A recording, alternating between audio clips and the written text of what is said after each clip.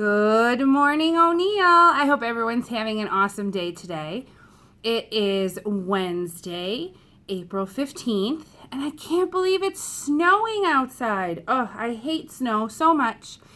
And it just makes it's not spring when it's snowing. So I don't like that. And but we're hanging out in Miss Smith's room today. I was just getting all of the Chromebooks ready for Chromebook pickup today. That'll be from 10 to 1 o'clock. Thursday, we're doing evening pickup from 3 to 7. And then Friday, we're going to do during the day pickup again from 10 to 1. So if you received a text about picking up your Chromebook for you, please come and get it. All right? Well, we are continuing our stories about America, and this one is very interesting. It's about one of the big symbols of America, which is our Statue of Liberty. And so this book is called Emma's Poem. All right, let's get started.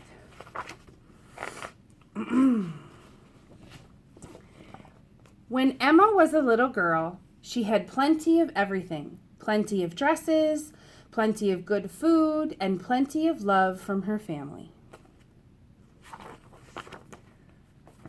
She lived in a large, comfortable house in New York City with her mother and her father, her sisters and her brother. She loved to read, and she had plenty of books. She loved to write, and she had plenty of time to create stories and poems. All the people Emma knew had plenty of good food and fine clothes. They had plenty of everything. Well-a-dee. Even when Emma was all grown up and by then a well-known writer, she still only knew people who had plenty of everything.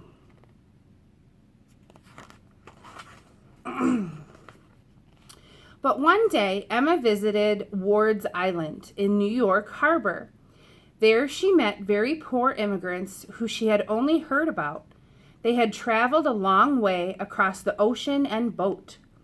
They wore ragged clothing and looked tired and sad. Some were sick. All of them were hungry. They were the poorest people Emma had ever seen. Her heart hurt to see them.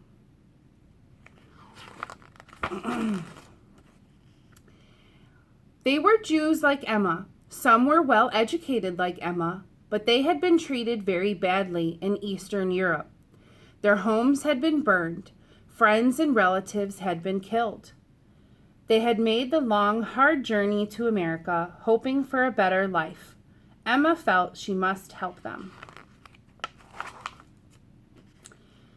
At that time, in the 1880s, people believed that a fine lady like Emma should not mingle with poor people. But Emma often visited the immigrants. She helped them learn English and get trained for jobs. In time, she made friends with many of them. Emma knew that in her own city, many people did not care about the immigrants. People said they were so ragged and poor, they'd ruin the country. In those days, women kept their thoughts quiet, but Emma wrote about the immigrants for the newspaper and in poems. She told with great feeling how badly they needed help. She explained that with help, they'd give back to the country. Many people read her writing. Some began to care, but still many did not. Sound familiar? One day, Emma heard about the statue being constructed in France as a gift of friendship for the United States. It was meant to show the great love of liberty that both countries shared. The statue was huge, 151 feet tall, and the arm holding the torch was 42 feet long. The statue would be erected right in New York Harbor. But first, money was needed to build a very large pedestal for the statue to stand on. To raise money, many well-known American writers, such as Mark Twain and Walt Whitman, were asked to write something. Emma was asked to create a poem. The whole collection would be sold to help pay for the statue's pedestal. Emma Lazarus always wrote what she cared about. Now she thought hard. What did she want to say? So did you know that? The Statue of Liberty was built in France and then shipped over here to America.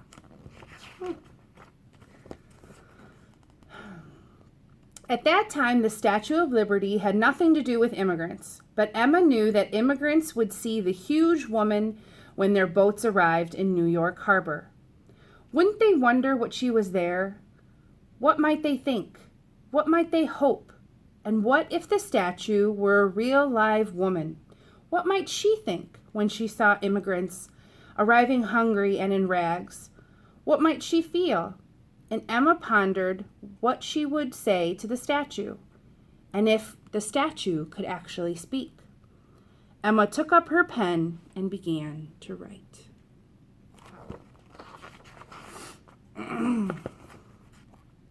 Emma's poem was the only one read at a large celebration in 1883 to raise money for the pedestal.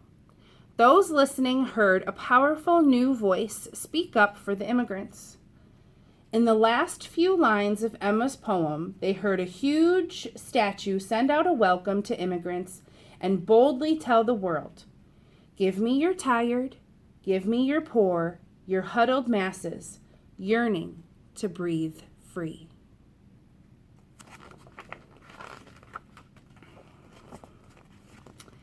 Three years later, in 1886, when enough money had been raised, the statue was packed into 214 crates, shipped across the Atlantic Ocean, and erected in the New York Harbor on top of the pedestal.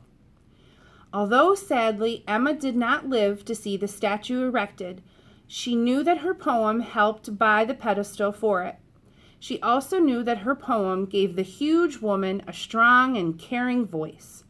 But she did not know that in the years to come, her poem would do much more. Slowly, over time, Emma's poem stirred in the hearts and minds of people around the nation.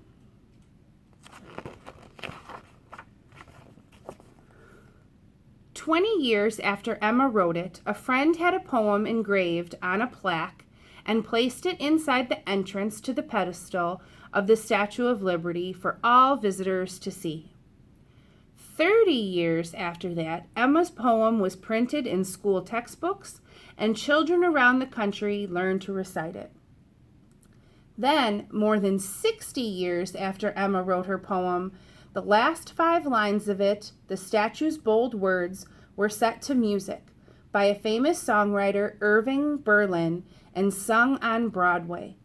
Soon, school children around the country were singing, "Give me your tired, give me your poor, your huddled masses yearning to breathe free."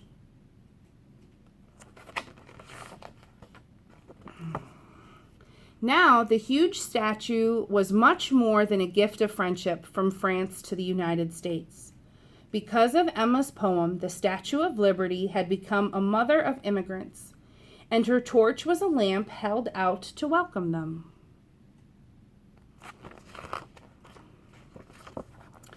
Today, Emma's poem is so well known that when people look at the Statue of Liberty, they can almost hear her speaking.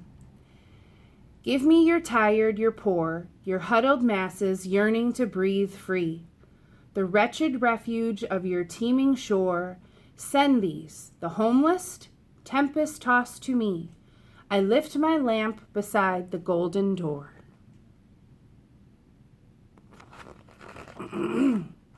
Now, Emma was a real person.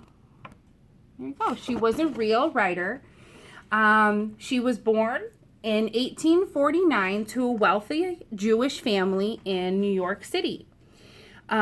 She was very much a humanitarian and became fiercely determined to help immigrants in America. Emma Lazarus wrote The Colossus, the poem about the Statue of Liberty, in 1883, when she was 34 years old. Thanks to Emma's friend Georgina Schuler, the poem was engraved in a bronze plaque and placed inside an entryway to the statue's pedestal, thus saving it for posterity. And I'm going to read you the full poem. The Colossus by Emma Lazarus. Not like the brazen giant of Greek fame, with conquering limbs astride from land to land.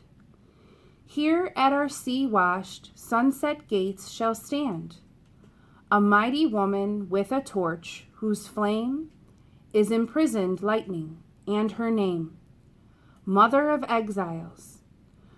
From her beacon hand glows worldwide welcome. Her mild eyes command the air-bridged harbor that twin cities frame. Keep ancient lands, your storied pomp, cries she, with silent lips. Give me your tired, your poor, your huddled masses, yearning to breathe free. The wretched refuge of your teeming shore.